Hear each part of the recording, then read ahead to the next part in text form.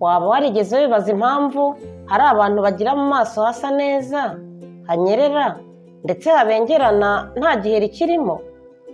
Ese nawe ushaka kugira mu maso hasa neza, hafite itoto, cyangwa se ukigirira icyizere mu gihe wirebeye mu ndorerwamo? Ni ibintu ushobora gutangira none wibereye mu rugo iwawe, kandi ntibisaba amafaranga menshi cyangwa ngo bigusabe ibintu bigoye. Uraza gusoza iki kiganiro umenye neza ibintu by'ingenzi ushobora gukora kugira ngo ugire mu maso hanyerera, hasa neza buri munsi ndetse hahorana itoto. Niba ari wowe nshaka kuvugisha, muraho neza? Nitwa Miriam Twahirwa, nguhaye ikaze. Ndagukangurira gukora subscribe, ugakora ku kazogera kuko bidufasha kubana mu biganiro bikurikiyeho. Ntiwibagirwe kandi gukora like kuko nabyo ni ingenzi cyane. Isura y'umuntu ni kimwe mu bintu abantu benshi bitaho mu mibereho yabo ya buri munsi. Uyu mwanya ngiye kukuganiriza ku bintu by'ingenzi wakora ukagira mu maso heza, hanyerera kandi hafite itoto, ari cyo wita baby face. Ikintu cya mbere ugomba gukora kugira ngo uhorane uruhu rwo mu maso rwiza, rukeye, runyerera ndetse ruhorana itoto, ni ukugira isuku ihoraho y'uruhu rwawe rwo mu maso. Ugomba koga mu maso 2 ku munsi, mu gitondo na nimugoroba, ukoresheje isabune ibereye uruhu rwawe. Wavuga ngo isabune ibereye uruhu rwawe ni iyihe?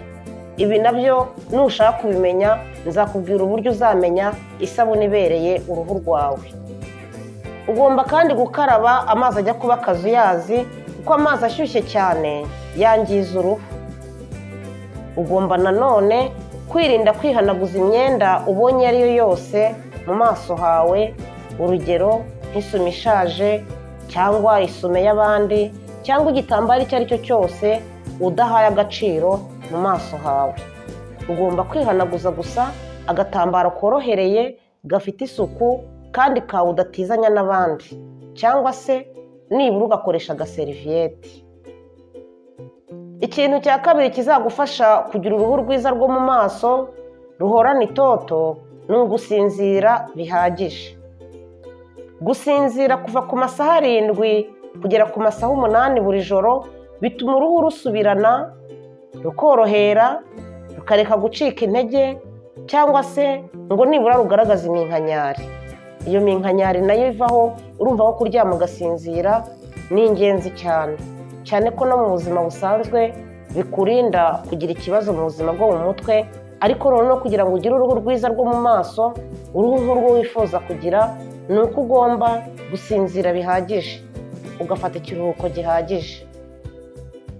Ikintu cya gatatu kigufasha kugira uruhu ruhora ruhehereye kandi ruhorana itoto rwo mu maso ni ukunywa amazi menshi. Amazi afasha uruhu gutohera, ukagira mu maso hanyerera kandi hafite itoto. Ugomba kunywa nibura 1.5 litiro kugeza kuri 2 litiro ku munsi. Ikintu cya kane ugomba gukora kugira ngo ugire uruhu rwo mu maso ruhorana itoto kandi ruhehereye ni ukwirinda kwicwa n'izuba. Izuba ryinshi si ryiza kuko ryangiza uruhu rwawe rwo mu maso. Ugomba gukoresha creme solaire igihe uri hanze ku zuba amasaha menshi, wenda by'umwihariko twafata nko kuva saa 4 za mbere ya saa 6 kugeza saa 10 za nyuma ya saa 6. Burya haba hariho izuba ryinshi, ugomba kugerageza ukaryirinda cyangwa ukisiga iriya creme solaire. Ikintu cya gatanu kizagufasha kugira uruhu rwawe rwo mu maso ruhora rukeye, rufite itoto kandi ruhehereye bihoraho, ni ukurya indyo yuzuye. Irinde ibiribwa bikungahaye ku mavuta menshi ndetse wirinde kunywa isukari nyinshi. Kunda kurya imbuto n'imboga byinshi.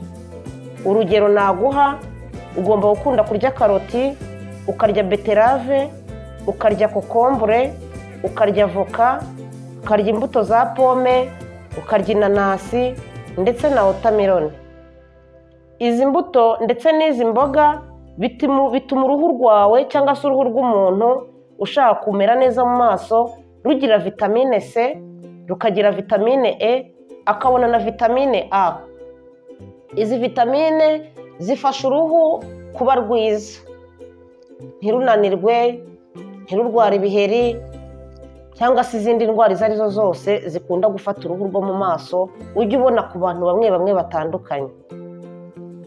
Ikintu cya gatandatu ugomba gukora kugira ngo ugire uruhu rwo mu maso rwiza, runyerera kandi ruhorana itoto, ni ukwimenyereza gukoresha masike y'umwimerere, face mask yo mu maso y'umwimerere. Ndagira ngo ubwire ukuntu uzakora iyi masike y'umwimerere yo mu maso hawe. Ushobora gukoresha ubuki ukabuvanga na avoka, cyangwa se waba ufite yawurute ukabikora rimwe mu cyumweru. Wavuga ute se yawurute nzabura kuyirya njye kuyisiga mu maso? Ese ubuki nzabura kuburya njye kubusiga mu maso?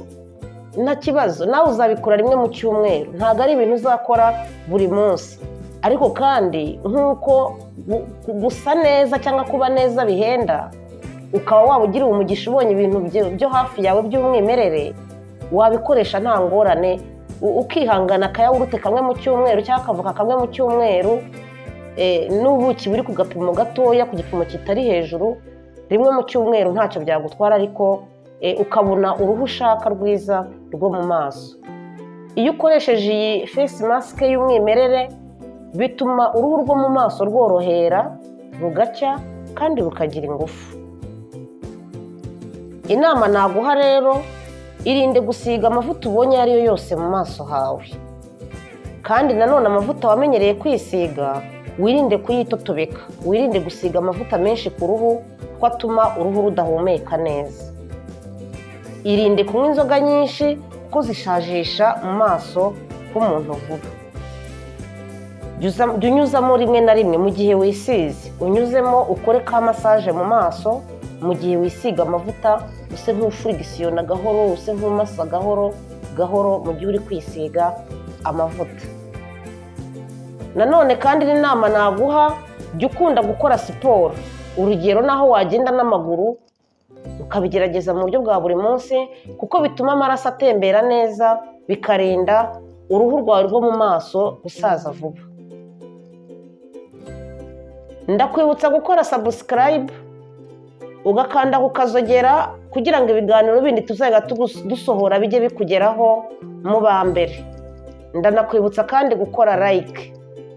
Niba hari igitekerezo cyangwa inyunganizi cyangwa se icyo wumva wanatubaza, watwandikira muri comment. Mugire amahoro naho gutaha.